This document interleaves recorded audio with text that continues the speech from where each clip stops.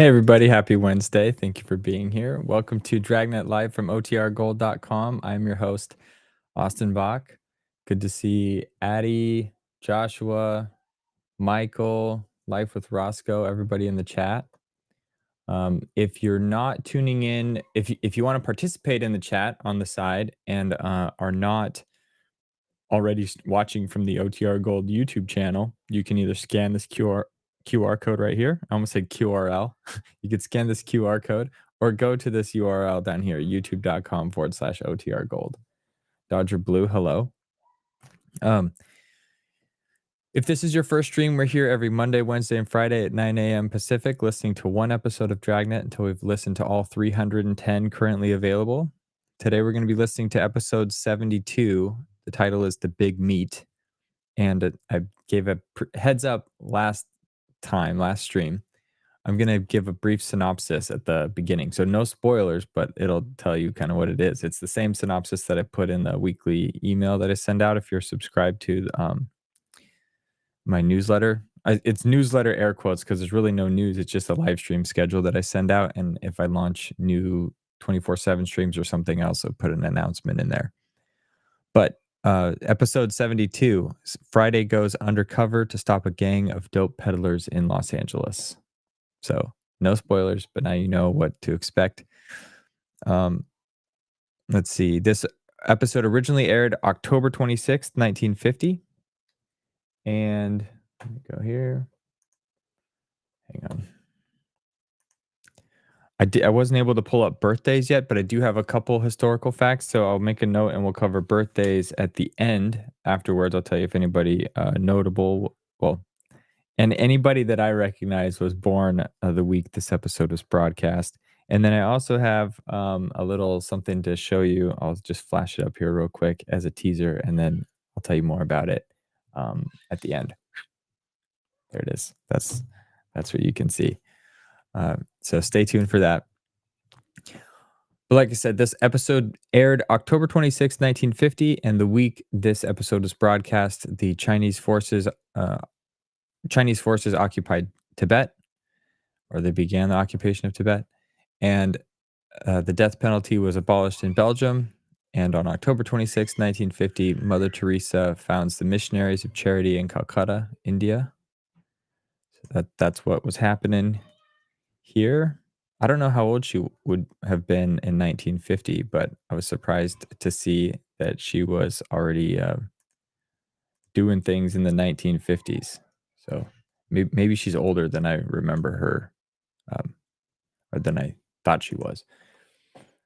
Okay, cool. So with that, let me share my screen out and we will get the show started. Get some water handy. Got cigarette ads coming up. We drink water when they talk about cigarettes. Or zero sugar or something else. Whatever you want. Just get a drink handy.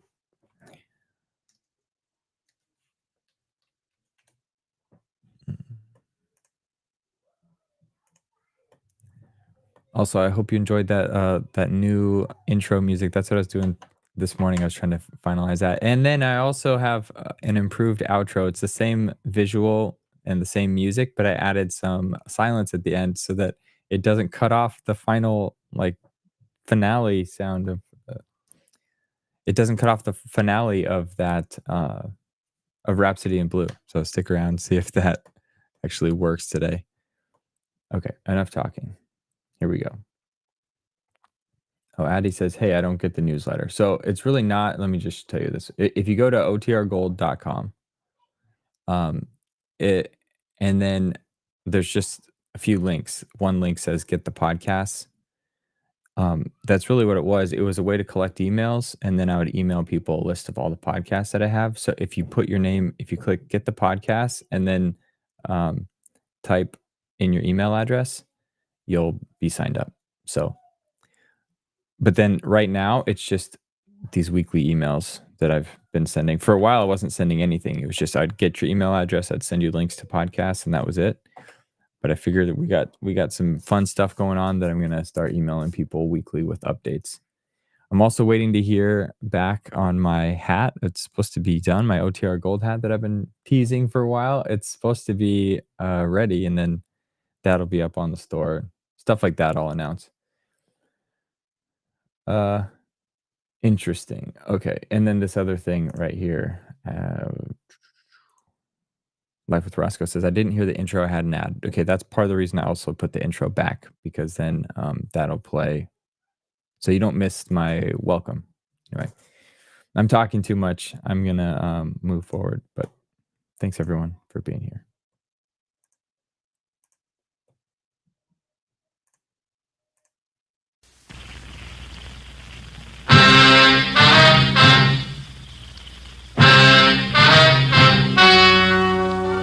The story you are about to hear is true. Only the names have been changed to protect the innocent. Fatima Cigarettes, best of all long cigarettes, brings you Dragnet.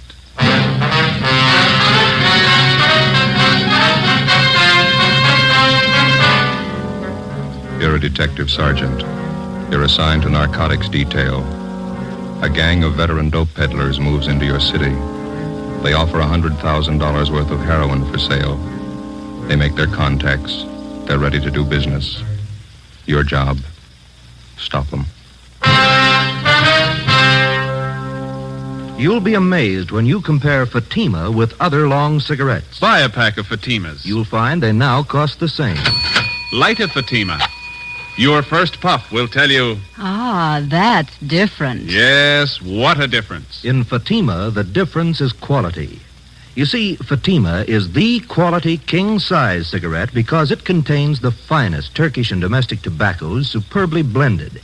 And Fatima is extra mild with a much different, much better flavor and aroma than any other long cigarette. Because of its quality, its extra mildness, its better flavor and aroma, Fatima has more than doubled its smokers coast to coast. Try comparing Fatima yourself. Fatimas now cost the same as other long cigarettes, but your first puff will tell you... Ah, that's different. Yes, in Fatima, the difference is quality. Ask your dealer for Fatima, the quality king-size cigarette. Best of all long cigarettes. Start enjoying Fatima tomorrow.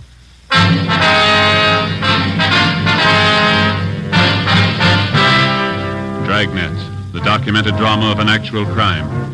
For the next 30 minutes, in cooperation with the Los Angeles Police Department, you will travel step by step on the side of the law through an actual case transcribed from official police files. From beginning to end, from crime to punishment, Dragnet is the story of your police force in action. It was Wednesday, June 24th. It was sultry in Los Angeles. We were working the day watch out on narcotics. My partner's Ben Romero. The boss is Thad Brown, chief of detectives. My name's Friday.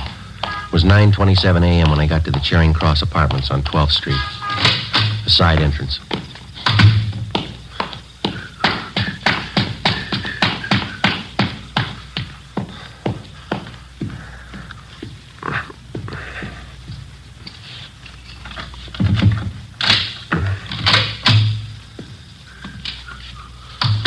Hi. Hi.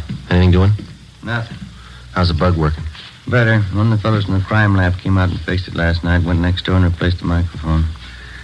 I'm getting real sour on this detail, Joe. Well, here, let me take over for a while, huh? Here, you betcha. Here. My ears feel like a couple of baked cauliflowers. 2 solid weeks holed up in this place with a pair of earphones on. Yeah. What do we got to show for it? That woman next door hasn't even mentioned narcotics in 2 weeks. All she does is eat, sleep, and play solitaire. Goes out for groceries once in a while. Hold it. Somebody ringing the buzzer next door. First visitor in a week. Yeah. Just a minute. Yes? Your name is May Washington. That's right. What is it? I talked to a friend of yours, George. Thought it might be a good idea if I looked you up. What do you want to see me about? Well, it's business, Miss Washburn. Could we talk inside? All right, come on in. Let me plug in these earphones, Joe. Yeah, go ahead. I'd like to introduce myself, Miss Washburn. My name's Howard Scully. You and George were former associates, I understand. We worked together a little. What can I do for you? Well, George and I are old friends.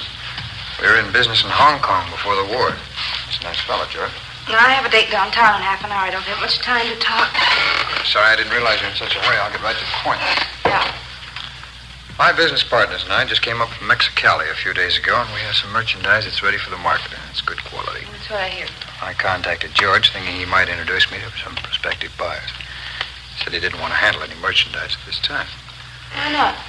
Oh, it's something about the police. He seemed to be watching him. He just didn't want to take any part in any business ventures. Just get it. And George gave you a bum steer sending you to me. I can't help Well, it. you haven't heard my proposition. I don't have to hear it. Count me out. I don't fool around with junk, any of it. It's a tough rap out here. Well, if you'll just listen to my proposition, Miss No. Washburn. No, please, I'm not asking you to be involved. I'm a perfectly safe and legitimate transaction in mind. You'll be well paid for your time and effort with no risk whatsoever. Yeah, I know. All you big connections make it sound good. George tells me you're acquainted with the right kind of people. People with money, that's the kind of people that my partners and I want to meet. Now, all I'm asking you to do is introduce me to a few such persons for our mutual benefit, and then you just leave the rest to me. Yeah, it's still too much. If I gave you an office to a buyer and you were caught, they'd get me for conspiracy. No, there's not I've gonna seen too much of it, Scully. It's no sale. Well, you'll just have to believe me, Miss Washburn. No one's going to be caught. Now, we work in an entirely different manner. The police haven't any idea of our method of operation. We've tested it in 6 big cities in the Orient. And not once did it fail us, and I tell you, it's not going to fail us here. It's your story. Well, it's... I'm not chancing a rap to prove you're wrong. Well, Here, do you want a cigarette? yes, thanks. No, that's right. Okay.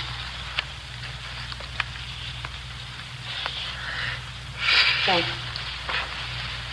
Now, I'm only asking one thing, Miss Washburn. An introduction to the right party, and that's all. Now, you know my reputation. I'll make it well worth your while. If the connection is right, you can live on your take for the rest of the year. I don't have many friends, just a few, and I So? guaranteed for my payoff. Well, I can deposit the money with George. He'll hold it until the deal is made. You can be real rich, Miss Washburn. Come on, what do you say? An introduction, that's all. That's all we'll need. Our product speaks for itself. I know a fellow out in Hollywood. His name's McMillan. I can call him and tell him to meet you. That'll be fine. How so? I'm not going to introduce you. No, that won't I'll be- set up a meet for you, that's all. All right, that's all we ask. Do you have this, Mr. McMillan? McMillan. You have him meet me tonight? I think so, yeah. Yeah, that's fine. Now, tonight at 11:30, I'll be at the corner of 7th and Alameda. Now, remember this now. Yeah, all right. Corner of 7th and Alameda at 11:30 exactly. I'll have on a gray coat, and I'll be carrying a book. Now, McMillan shouldn't have any trouble recognizing me. You just tell him to walk right up to me, put out his hand, and say, "My name's McMillan," that's all. I'll know if he's the right party. My name's McMillan. That's all he has to say. All right, I've got it. I'll pass it on to you. Fine. Well, I'll make arrangements with George as soon as possible to take care of your fee. Thank you very much, Miss Washburn. Not at all. Just don't be too sure of yourself. The fuzz in this town could smell a bye 3 miles away. We'll take care of the police, Miss Washburn. The system should teach them a few lessons. Well, goodbye, Miss Washburn. Thanks very much. Yeah. Don't come here after this. Call me on the phone. Certainly. Goodbye. Joe, wait a minute. She's going for the phone. Come on.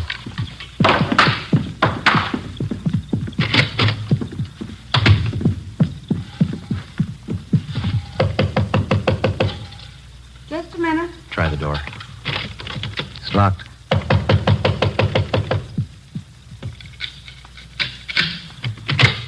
What do you want? Police officers. All right, what's the pitch? Like to talk to you downtown. About what? Howard Scully. What about him? We know why he was here. Get your coat, please. I haven't done anything. Come on, lady, let's go. I told Scully I didn't want in. He made the proposition, but I didn't buy it. You know that. I didn't buy a word of it. We did. Before the suspect was taken downtown, we informed her landlady to tell anyone that she'd be out of town for a week. That information was to be passed on to any of her friends or business acquaintances who might try to contact her. After that, we took May Washburn back to the office. After being questioned thoroughly, she was detained for further investigation. At 2 p.m., Ben and I met with Captain Kearney, Central Narcotics, and Inspector Virgil Beckner, State Narcotics Bureau, Southern Division.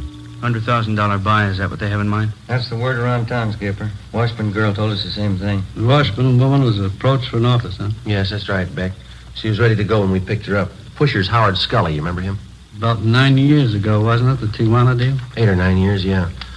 That big heroin buy, they tagged every one of the gang but Scully. Yeah, he's no amateur. He's got every narcotic law in the book memorized. He sets the deals, takes the gravy, but he never gets tagged. How about the federal narcotics men, Romero? They've been briefed on this deal? I called Harry Stone over there this morning. They've been following it, too. Said he'd be over this afternoon. The setup of this McMillan guy. What do you think, Campbell? Clear sailing there, Beck, as far as I can see. Scully set up to meet with Mae Washburn. Ben and Joe grabbed her before she could contact McMillan. Unless Scully's got a Ouija board, he still must figure everything's Jake. Then we could have a man meet with Scully tonight and pass himself off as McMillan. Well, shouldn't be too much trouble. From the way he talks, Scully's never seen McMillan. Has no idea what he looks like. It's just a guess. Neither one of you are known to Scully, are you? I never met him or his friends. I worked that case last February when we grabbed Ray Murdoch. He used to be a mule for Scully. That's as close as I've been. Well, I'm afraid that's too close. You know how many hype friends Murdoch has in this town. If any of them spot you and pass the word to Scully, the whole deal's choked off. Joe? You think you could pass yourself off as McMillan for a couple of days? I'd like to give it a try. Beck, what do you think? Good with me. We can help with the tailing. Only one possible hitch I can see. Yeah? We're not positive this guy McMillan's a total stranger to Scully. It sure sounded like it, didn't it, Joe? The way Scully and the Washburn girl were talking. It's possible Scully might have seen a picture of McMillan. Maybe knows something about his background, his habits, how he does business. It's possible, yeah. Suppose Scully starts asking you questions, Joe. How are you going to cover it? Well, we could talk to the Washburn girl again. She might brief us. Now, if we need the guy's life history, let's pick it up firsthand. How do you mean? Get McMillan. Late that afternoon, Stanley McMillan was located at a small restaurant out in the valley and quietly placed under arrest.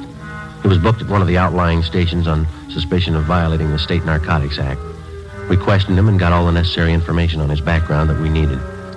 He told us that he had never seen or had any dealings before with Howard Scully. 7:30 p.m. I went home, changed my clothes, put away my gun, ID card, and the rest of my identification. An hour later, I checked in at a small hotel near 5th and Main Streets. 11:15 p.m., I left the hotel and started for 7th and Alameda Streets, where the scheduled meet with Howard Scully was to take place. As in most cases, there was one all-important rule that I had to work by. If the suspects were to be arrested and successfully prosecuted, we had to get them with narcotics in their possession or under their control. And one of the first things that the working detective learns is that dealers such as Scully rarely do the actual handling of narcotics except at the actual moment of sale. If the officer fails to make an arrest at that moment, the odds are stacked heavily against the conviction of the narcotics criminal. 11:30 p.m. I got to the corner of 7th and Alameda Streets. I walked up to a man standing by a lamppost. He was short, heavily built, dark hair, dark eyes, and a small scar on his chin. He had on a gray coat, and he carried a book under one arm. I put out my hand. Yes? My name's McMillan. Oh, glad to know you, Mr. McMillan. My name's Scully. Why are you? Understand we have mutual friends, is that correct? That's what I'm told, yeah. You're from Louisiana originally, New Orleans. No. Oh, that's so? Thought you were from Louisiana. Missouri, St. Louis. Oh, I see. I suppose we go for a drive, huh? My hotel's down on 5th. We could talk there. Oh, I think my car would be better. I can't afford to waste time. I got customers waiting. Oh, you can believe me, this won't be a waste of time. I'm prepared to do business. All right, let's go. Fine.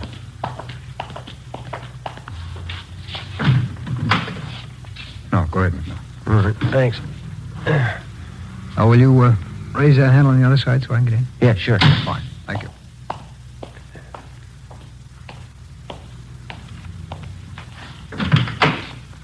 You can't be too careful in L.A., I hear. Yeah, that's right. There's a lot of heat. Oh? I hope none of it's on you. Don't worry, I'm clean. No tumbles. Would I be here if there were? I got customers to protect, good customers. Fine. You know, maybe we can do business. How much can you handle? How much you got? Well, how about 10,000 worth? Standard rate, full measure. Hardly cut at all. Sounds fair. We drove 3 more blocks, and then Scully pulled the car to a stop underneath a row of spreading palm trees on a deserted street. He pulled the emergency brake on, then he turned to me, clamped my arms to my sides, and shook me down. What's the pitch here? What's the idea? No offense, McMillan. Simple precaution in case you had a gun. What do you take me for, mister? I'm not used to doing business this way. That might go real great in the East, but it's nothing out here. I said no offense. This is a hot town. You could be a fuzz. You can't be too careful. You know that. Yeah, well, you don't have to pull that careful stuff with me. Who set up this meet, anyway? Mae Washburn. All right, if you can't trust her, you can't trust me. Now, maybe I'm not in the mood Oh, for no, business. no, come on. Take it easy, Mac. We work this right, and we've both got a good deal. Well, let's get to the point. Where's the stuff? You bring the money, we'll bring the merchandise. Wait a minute. The car that pulled up behind us. Let's get out of here. Oh, you're nervous, Mac. Relax. That's my partner. Come on, I'll introduce you. All right.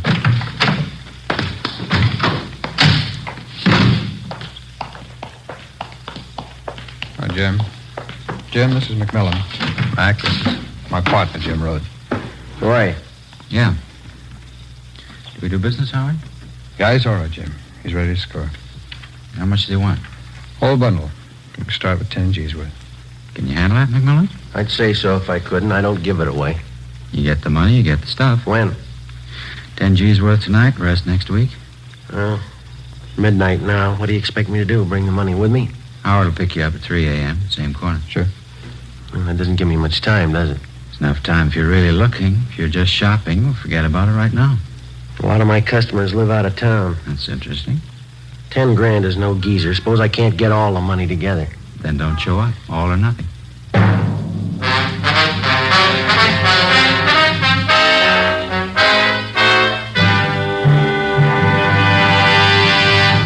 You are listening to Dragnet, authentic stories of your police force in action.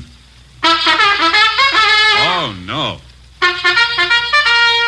Ah, that's different. Yes, what a difference. There's a difference you can hear, there's a difference you can see, but the difference in Fatima is quality. Yes, friends, when you compare long cigarettes, you'll find that in Fatima, the difference is quality.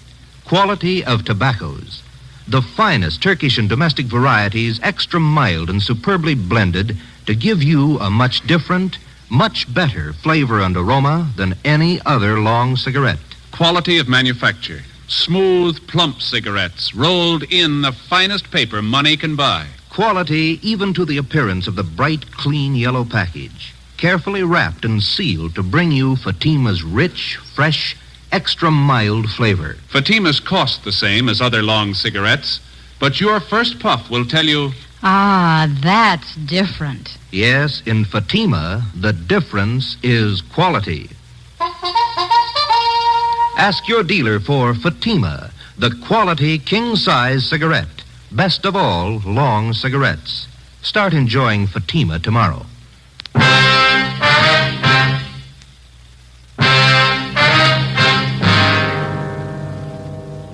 June 25th, Thursday, 12:30 a.m. I had 2.5 hours to raise $10,000. The narcotics dealers, Howard Scully and his partner, Jim Rhodes, had laid it out for me. Either I had the money by 3 a.m. or there was no deal. If it failed to come off, our plan to trap the narcotics gang would be worth nothing. Rhodes and Scully could possibly find another buyer without our knowledge, make a deal, and flood the market with their store of narcotics. I knew it'd be impossible to get the $10,000 together. We had only one alternative. Fake our way as best we could. I went back to the hotel, put a call through to Captain Kearney at the office, and told him what had happened. He went to work on it.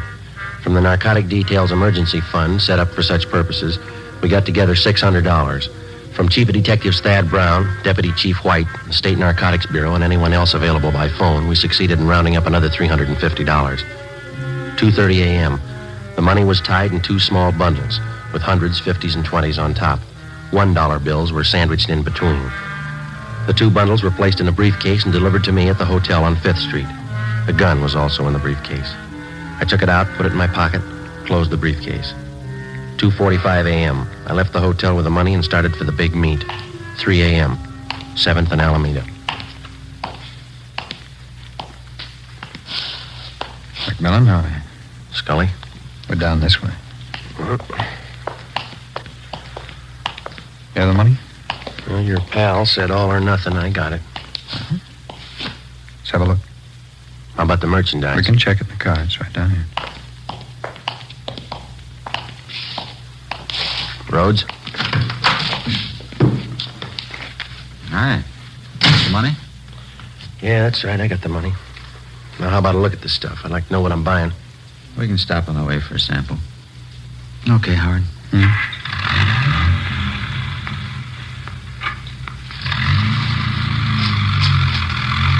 Care for some, McMullen? What do you got? Cashew nuts. Have some. Thank you. There's lots of heat in this town. Cops as thick as flies. Yeah, that's right. Rough time. I gotta be careful. What's the reason, anyway? When to start? Well, about 6 weeks ago, Bulls tagged some high school kids. Half dozen of them. Huh? What for? Well, they were regular hypes. Just punks, 18-year-olds. A couple of them were 17. Young squirts. Yeah, and the heat's gonna get worse. One of the punks cashed in yesterday. Read it in the paper. Overdose. Not gonna help business. Well, I'll tell you one thing. I'm playing it close. I got good customers, and I'm not gonna risk my neck. How much stuff you think you can handle a month, McMillan? No thanks, no more. Oh, I got about 30 mainliners. They're regular and they're sure. 8-10 ounces a week, but they like good stuff, no alley hype junk. Howard must have told you it's all we handle, good stuff. If it goes right, we could make it a permanent connection with you.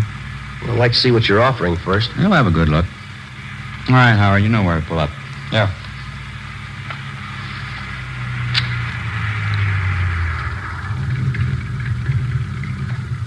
You stay in the car, McMillan.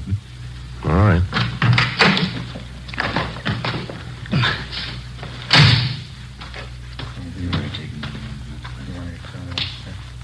Yeah.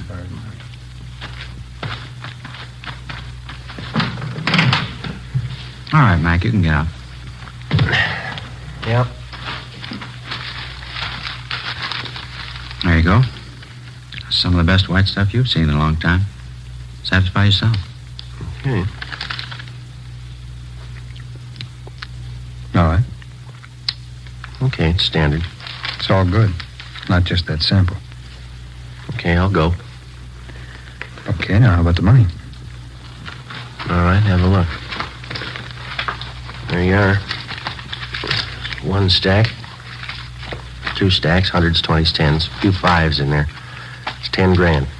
Satisfied? Okay. Jim? Right. Oh, excuse me, Mac. Just a minute. I'm just checking. What do you think you're doing? Get your lousy hands off of me. Now, no offense, McMillan. These are simple precautions. Precaution's nothing. We're doing business, aren't we?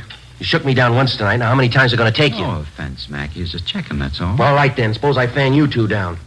I got the dough. How do I know this isn't a hijack deal? Now, come on. This business works both ways. Either we have a deal or we don't.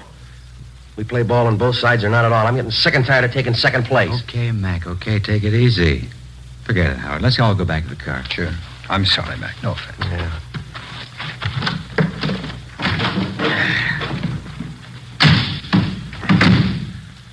Okay, let's close the deal. Where are we going to go? Don't worry, it's a safe place. Okay, Howard.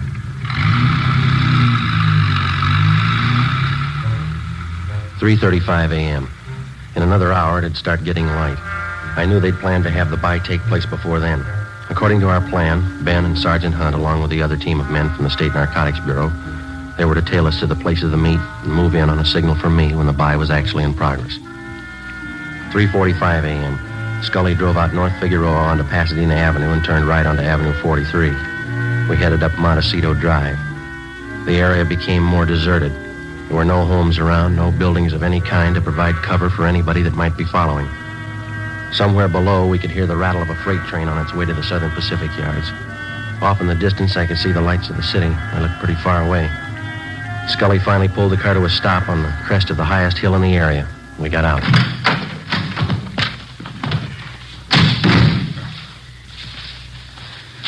What do you think, Mac? Well, a nice view. Yeah. Spent a long time finding this spot. It's foolproof. Yeah? Bring him over here, Jim. Let's show him. Come on. See there? Clear view of everything down below. At least half a mile in every direction. No chance of getting trapped up here. Pretty smart. That's the way I like to deal. If there's any cops following us, we can see the lights before they get here. Plenty of time to cover up any evidence. Cops ask questions, well, we tell them we're just looking at real estate up here. It's pretty good, huh? Well, I gotta hand it to you. You can't be too careful. What do you do for lookouts? Let me show you. Swede? Oh, Swede. Who's that? Friend. Yeah, Jim? Well, what's the pitch? Who is this guy? Business pal of Howard and me.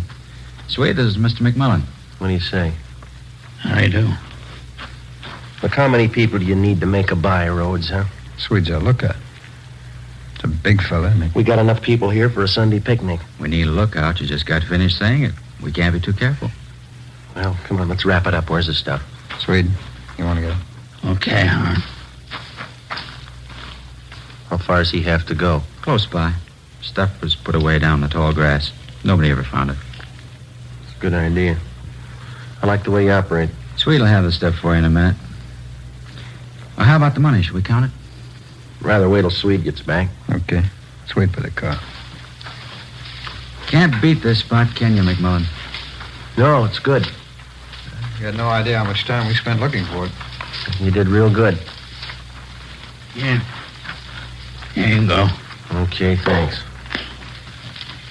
Now the money, Well, how about counting it out here, huh? I'd feel better keeping an eye on that road down below. Okay, good idea. Well, let's count it, Mac, huh? Yeah, all right.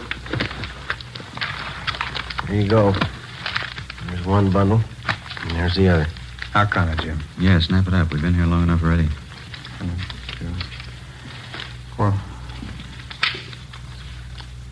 There's quite a few $1 bills here. Huh?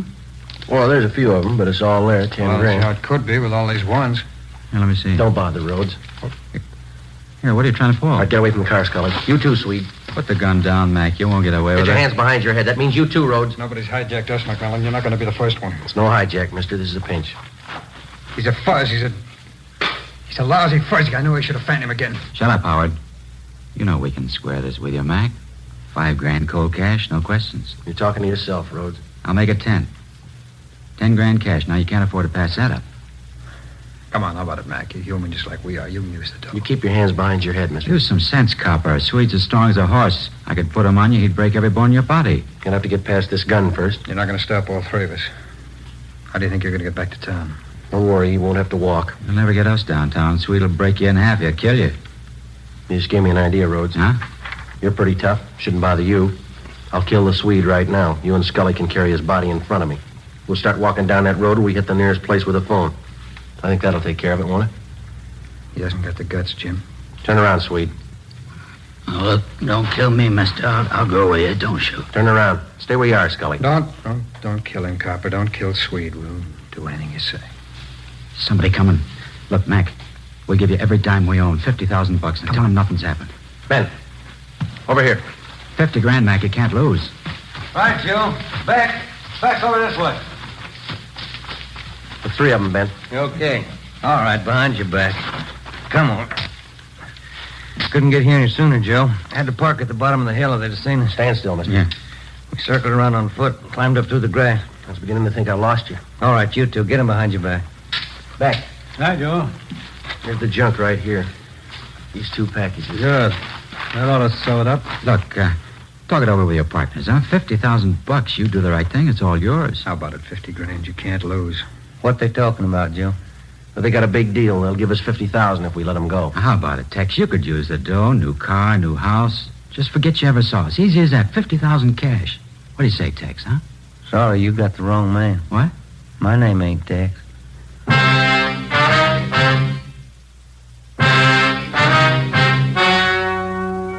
The story you have just heard was true.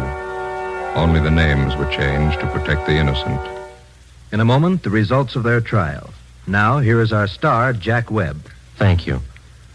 In his training, the working detective is taught the importance of thoroughness. He has learned never to overlook even the smallest detail. What may seem unimportant to the novice may well be the one thing to help the working detective successfully culminate his case. So with a cigarette. The people who make Fatima are well-trained and thorough in the manufacture of their cigarette. Fatimas contain the finest Turkish and domestic tobacco superbly blended. And pack after pack, Fatima is extra mild. If you're a long cigarette smoker like I am, smoke Fatima. They cost the same, but in Fatima, the difference is quality. Smoke Fatima.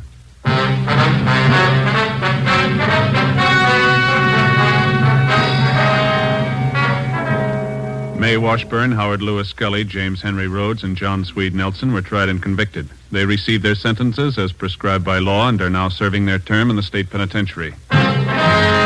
You have just heard Dragnet, a series of authentic cases, portions transcribed from official files. This is NBC, the National Broadcasting Company.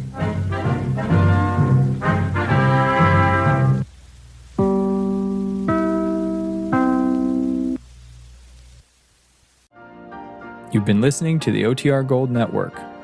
Find more classic radio at otrgold.com.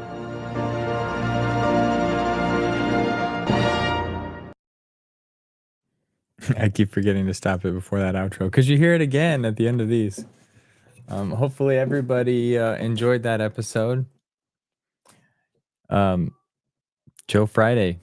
This is like, I mean, I get it because he's the lead character, but he's always the one that gets put undercover, risking life and limb to protect the innocent, as they say.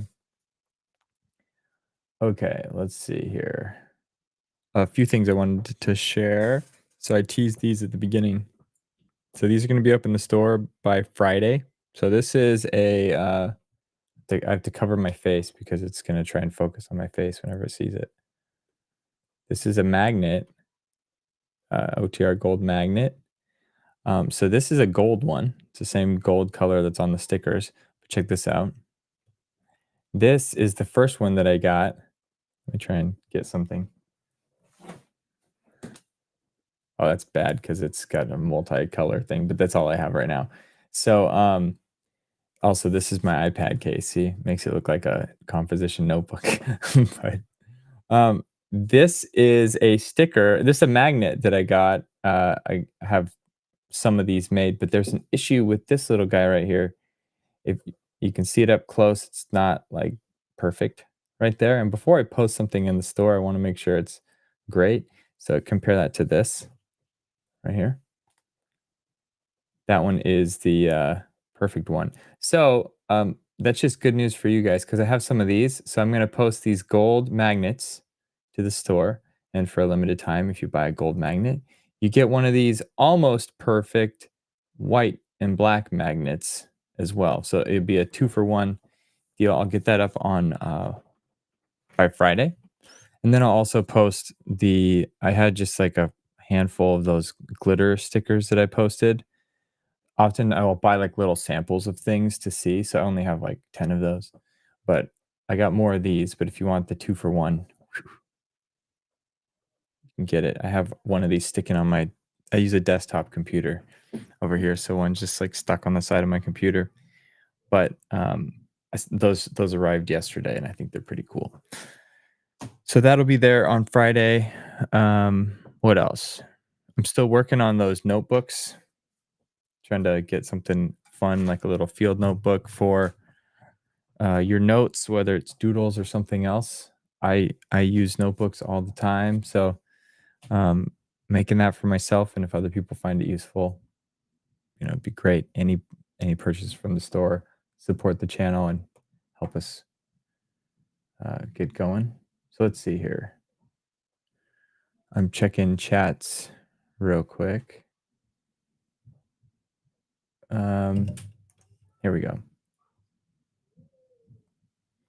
I posted a vid of one of the scripts I have of Dragnet. I show each page so it can be read, and I play the episode audio.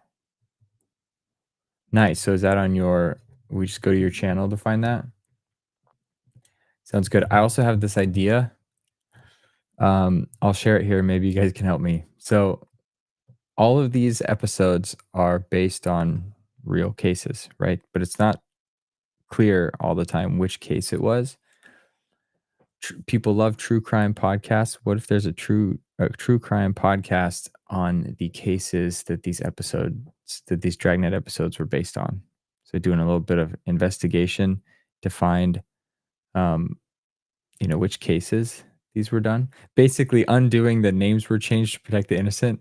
Well, my thought is everybody that's involved in these cases is probably deceased right now, or it's been so much time, because these shows were produced in the 1950s. They're probably based on cases from like the 30s or 40s, which you could just because you lived in the 30s and 40s, odds are you're really old, or you're not. I have to watch what I say here. You're either, yeah. I think it's probably safe to do a true crime podcast on Dragnet stories and not ruin people's it's probably not fun having your case or someone that their case like dug up again and discussed.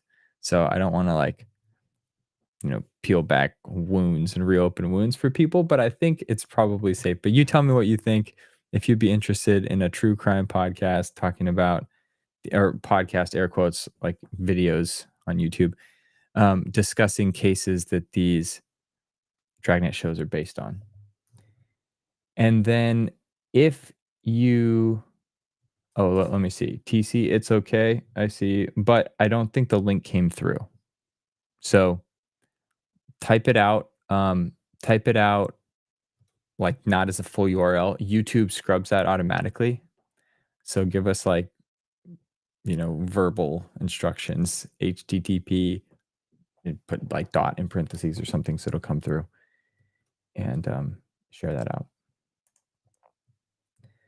Listening to Calling All Cars. Some of the episodes from there were redone on Dragnet. Thank you, Addie. Yes, please hit like if you like these videos.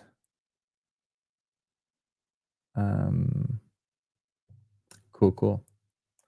I'm looking. There's lots of chats. I've missed some, so if I'm missing something great, please post it as a comment right after. But I think that's it. So yeah, stuff's coming in the store and on Friday, and then I'm going to be kicking around the idea of a true crime podcast. So let me know what you think about that. And then for the members, for the channel members that we have, I'm thinking about maybe doing a stream tonight at 6 p.m. We'll do like listener's choice. And we can listen to any series, any episode that you like. So I will put a placeholder there, and if not, I'll have something ready just in case. But we'll listen to an episode tonight at 6 p.m. So hope to see you all there, and then that we'll post that live. We'll post that won't be live, but afterwards we'll post the video of that so everyone else can listen as well. But just a little perk for the channel members. Great. Thank you all very much for tuning in today. If you love Dragnet, we will be back on Friday listening to episode 73. Have a great rest of your day. See you later.